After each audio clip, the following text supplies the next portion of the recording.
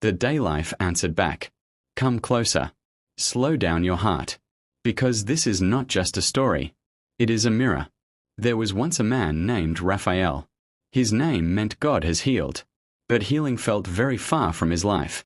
Every morning, Raphael woke up before the sun, not because he was chasing dreams, but because sleep had stopped welcoming him. His thoughts were loud. Bills waited on the table. Dreams waited in silence. And his prayers felt like they were hitting the ceiling and falling back down. He often asked life a painful question. Why does it feel like everyone else is moving forward, and I am standing still? Raphael had tried. He had failed. He had tried again, and failed again. One evening, sitting alone on the steps outside his small rented room, watching people pass by with laughter and purpose, something inside him finally broke. Not loudly, not dramatically, quietly. He whispered, "Maybe I am not meant for more." That sentence is dangerous, because once you believe it, life begins to agree with you. The walk that changed nothing, and everything. That night, Raphael decided to walk. Not to reach anywhere, just to escape his thoughts. His feet carried him past the familiar streets, past closed shops, past loud music, past places where people pretended to be happy. He reached an open field at the edge of the city. In the middle of it stood an old fig tree. Its branches were twisted, its bark cracked, its leaves few. Yet, it was still standing. An old man sat beneath it, slowly carving a small piece of wood. They did not greet each other at first. Silence spoke. Then the old man said, "This tree almost died 3 times." Raphael looked up. "How do you know?" he asked. The old man smiled. "Because I watched it lose everything, except the decision to live." Those words landed deep. The old man continued. Fire burned it once. Drought almost finished it. Lightning split it in 2. Raphael looked closely. He saw the scars. "And yet," the old man said softly, "here it is, still offering shade." Something tightened in Raphael's chest.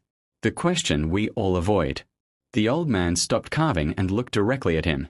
"Tell me, young man, when life hurt you, what did you decide?" Raphael swallowed. "I decided I wasn't enough," he said quietly. The old man nodded. "That is where most people lose the battle. Not when they fail, but when they explain their failure as who they are." He stood up slowly. Strong people break too.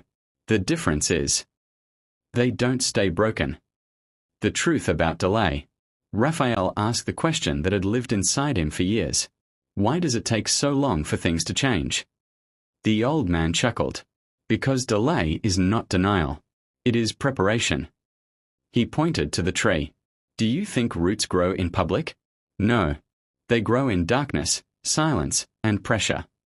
Then he said words Raphael would never forget. If your life feels heavy, it is because you are carrying strength you haven't used yet. The night of decision. That night, Raphael did not suddenly become successful. No miracle phone call came. Nothing outside changed. But something inside him stood up. For the first time in a long time, he said, "I am still here. And that means my story is not finished." The next morning, he did one small thing differently. Not everything. Just one thing. He stopped attacking himself with his thoughts. When his mind said, "You're behind," he answered, "I am becoming." When life said, "You failed," he replied, "I learned." Some days were hard. Some days he slipped back. But every time he remembered the tree. Scarred. Silent. Standing. The slow rise. Months passed. Small efforts stacked quietly. People didn't notice at first. But life did. Opportunities don't always arrive loudly. Sometimes they knock softly, to see if you are ready. Raphael was ready.